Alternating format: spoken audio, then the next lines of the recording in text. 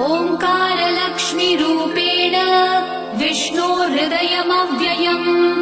विष्णुमानन्दमध्यस्थम् ह्रीङ्कारबीजरूपिणी ॐ क्लीं अमृतानन्दभद्रे सत्य आनन्ददायिनी ॐ श्रीं दैत्यभक्षरदां शक्तिमालिनि शत्रुमर्दिनी तेजःप्रकाशिनी देवी वरदा शुभकारिणी ब्राह्मी च वैष्णवी भद्रा कालिका रक्तशाम्भवी आकार ब्रह्मरूपेण ओङ्कारं विष्णुमव्ययम् सिद्धिलक्ष्मी परालक्ष्मी